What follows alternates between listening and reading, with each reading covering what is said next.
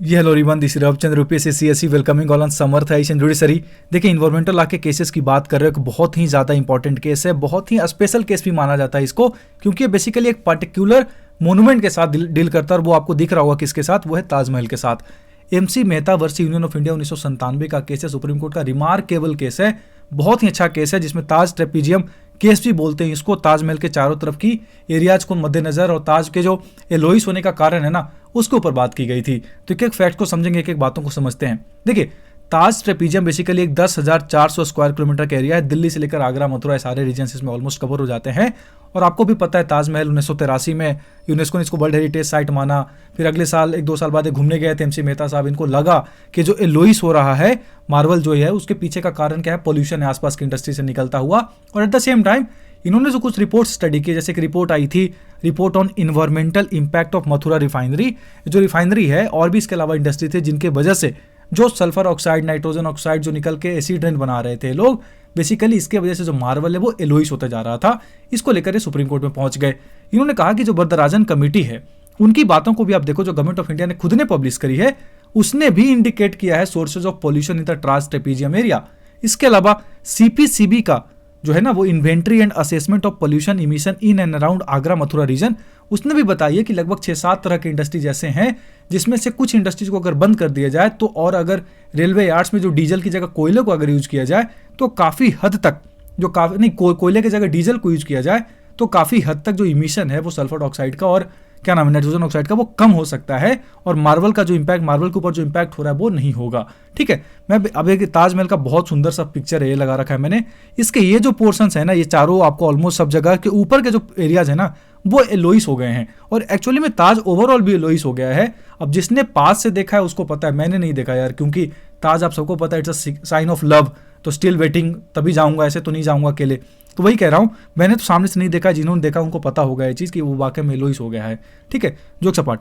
देखिए, अब इन्होंने आगे कहा, कोर्ट में क्या कहा गया कि जो फाउंड्रीज हैं, जो केमिकल इंडस्ट्रीज हैं और जो रिफाइनरीज हैं, वो मेजर सोर्सेज हैं ताजमहल के डैमेज होने में। इसके अलावा सल्फर ऑक्साइड जो निकल रहा है, जो ऑक्सीजन से कंबाइन होता है बाद में, फिर और मान लीजिए नाइट्रोजन ऑक्साइड्स बन रहा है, जो बेसिकली एसिड रेन है ना, वो बहुत बड़ा इंपैक्ट कर रहा है ताजमहल के एलोइस होने के पीछे। और इसके अलावा कुछ कुछ एरियाज अगली ब्राउन और ब्लैक स्पॉट्स भी होते जा रहे हैं। तो मतलब ओवरऑल जो ताजमहल है ना, it's in a condition of, बोलते हैं उसको कि डिस्ट्रॉय होते चल रहा है, धीरे धीरे वो खराब हो जा रहा है।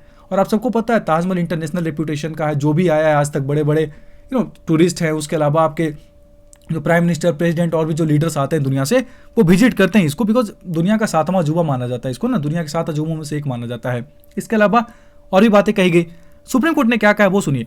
सुप्रीम कोर्ट ने कहा कि जो पोल्यूशन के सोर्सेज हैं वो है आयरन फाउंड्रीज, फेरो एरोइड industries, rubber processing industry, lime processing industries, engineering industries, chemical industry, brick refractory industries और व्हीकल्स, ये सारे मिलकर कहीं ना कहीं बहुत ज़्यादा इंपैक्ट कर रहे हैं ताजमहल को। अगर आप ध्यान से देखो, ताजमहल बहुत खूबसूरती से बनाया हुआ है, बिल्कुल यमुना नदी के पीछे, ये आगे जैसे बोल लो, बहुत ही सुंदर दृश्य है वहाँ पे। अब आसपास में जो हाईवेज हैं, व्हीकल्स निकल रहे हैं वहाँ से, रेलवेज जा रही हैं, उसके अलावा इंडस्ट्रीज है, ये सब इंपैक्ट कर रहा है, बहुत ही ज़्यादा ताजमहल को इंपैक्ट कर रहा है। तो अब इन सब मुद्दों को सुप्रीम कोर्ट ने समझा और सारे तथ्य भी थे कोर्ट के सामने, बस उनको डिसीजन देना था। सुप्रीम कोर्ट ने कहा कि जो यूपी पोल्यूशन कंट्रोल बोर्ड है, यूपीपीसीबी, उसको एक सर्वे करने के लिए बोला, और जितने भी इंडस्ट्रीज हैं आसपास जिसका इंपैक्ट हो रहा है, उनका असेसमेंट लेवल तैयार करो कि किस इंडस्ट्री से कितना इंपैक्ट हो रहा है, उनको उसके मद्देनजर आप एक्शन लो, उनको कम करो, उनको रिलोकेट करो, उनको वहां से हटाओ, उनको कंप्लीटली मतलब ताजमहल को फ्री करो इन सब चीजों से। उसके अलावा यूपीपीसीबी को कहा कि नोटिस दो उन फाउंड्रीज को, इंडस्ट्रीज को, कि आपके ऊपर एंटी पोल्यूशन मेजर्स ना लेने का आरोप है। आप अगर एंटी पोल्यूशन मेजर्स लेते हो तो आपको यहाँ पे रखा जाएगा, वरना आपको यहाँ से क्या किया जाएगा, रिलोकेट किया जाएगा। बातें कही सुप्रीम कोर्ट ने। आगे जो नीरी है, नीरी ने भी अपनी रिपोर्ट में कहा था कि जो नेचुरल गैसेस का अगर हम यूज करते हैं, अगर हम हाइड्रो क्रैकिंग यूनिट का यूज करते हैं, सल्फर रिकवरी यूनिट को अगर अच्छा इंप्रूव करते हैं और chemo biochemical sulphur recovery system का यूज करते हैं, तो इससे क्या होगा, जो आपका बेसिकली ताजमहल है वो बच जाएगा। इसके अलावा setting up of green belt around the refinery, ये भी बनाओ, ग्रीन बेल्ट बनाओ कि इस एरिया में तो चाहे कुछ भी हो जाए, कोई भी इंडस्ट्री का पोल्यूशन लेवल इस एरिया में तो नहीं आना चाहिए, पोल्यूशन उसका इस एरिया में नहीं आना चाहिए। आपको इस तरीके से अपने सिस्टम को सेट करना है, ताजमहल के इतने एरिया में किसी भी तरीके का एसिड रेन का कोई चांस ना हो। इसके अलावा NEERI report examined in detail the decay mechanism and the status of the Taj marble, सारी बातें सुप्रीम कोर्ट के सामने कही गई। वरदराजन कमेटी ने भी सबमिट किया अपने रिपोर्ट में, जिसमें उन्होंने कहा कि किस तरीके से ताजमहल को और आगरा के मोन्यूमेंट्स को प्रिजर्व किया जा सकता है। By taking this report into consideration, the court directed ministry of environment and forest, government of India and the state of Uttar Pradesh to come up with a relocation scheme so that all the industries can be shifted in a phased manner. All together आप बंद तो नहीं कर सकते, relocate करो उनको, क्योंकि हमारा मकसद क्या है, कंपनीज को बंद करना नहीं बल्कि ताजमहल को डिस्ट्रॉय होने से बचाना। आगे supreme court also gave certain and rights and benefits to the workman, जो इन सारी 292 इंडस्ट्री थी ऑलमोस्ट जिनमें इन्वॉल्व थे, उनको कि आप उनको रिलोकेट करो, सेम वर्कमैन को आप वापस लेके जाओ वहां पे, उनको वहां पे क्या करो, कंटिन्यूटी ऑफ सर्विस प्रोवाइड करो, शिफ्टिंग बोनस दो उनको 1 साल का, अगर कोई नहीं जाना चाहता है तो वो रिट्रेंच्ड माना जाएगा, वो उन्होंने खुद से जॉब छोड़ी है ऐसा माना जाएगा। मतलब वर्कर्स का भी यहाँ पे ध्यान रखा गया। आगे अब सुप्रीम कोर्ट ने और भी बातें कही कि आगरा बाईपास को बनाओ ताकि जितने भी व्हीकल हैं, ट्रैफिक है, वो इधर से डाइवर्ट करके उधर जा सके। ग्रीन बेल्ट को रिकमेंड किया, जो नीरिन उसको बनाओ। Emporia and shops functioning within the Taj premises उनको बंद किया गया। Directions were issue to the government of India to decide the issue pertaining to declaration of Agra as heritage city within 2 months। 2 महीने के अंदर आगरा को हेरिटेज सिटी बनाओ, declare करो, और जितने भी पॉसिबल मेजर्स हो सकते हैं उसको लो, ताकि आगरा एज सच पोल्यूटेड ना लगे। सिर्फ ताजमहल नहीं, पूरी सिटी को पोल्यूशन होने से बचाओ, ताकि इसका इंपैक्ट आगरा के ताजमहल, आगरा के फोर्ट्स पे ना आए। इसके अलावा the setting up of 50 bed hospital and 2 mobile dispensaries by the Mathura refinery to provide medical aid to the people living in the Taj trapezium zone. कोई अगर उससे इंपैक्ट हुआ उस पोल्यूशन से, तो मथुरा रिफाइनरी के पोल्यूशन से, तो उसको मथुरा रिफाइनरी खुद ने कंपनसेशन देना पड़ेगा, खुद ने उसको क्या करना पड़ेगा, हॉस्पिटल ले जाके दिखाना पड़ेगा, सारी बातें सेट करो।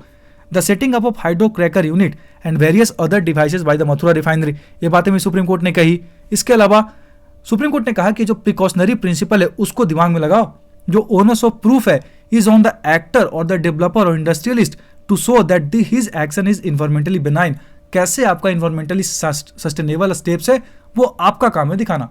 अगर आपका स्टेप्स अच्छा है तो आप बताओ सर हमारा स्टेप तो है ही नहीं, हमने तो कुछ ऐसा किया नहीं कि जिससे ताज को प्रॉब्लम हो रहा है, तो प्रिकॉशन लेना आपका काम है। अगर किए हो पोल्यूशन तो पे करो, पोल्यूशन पेज प्रिंसिपल आर्टिकल 21, 48 है, 51 है, ये सारी बातें आपको मैंने न जाने कितनी बार बोली हैं। Precautionary principle, polluter pays principle, ये आर्टिकल्स, ये सारी बातें सुप्रीम कोर्ट ने मद्देनजर रखी। और आगरा के ताजमहल को लगभग, आज कहा भी जाता है करीब 26 साल हो गई जजमेंट को, जिस हिसाब से आगरा के ताजमहल को इस डिसीजन के बाद बचाया गया है वो बहुत बड़ी बात है, वरना और भी ज़्यादा इंपैक्ट होता।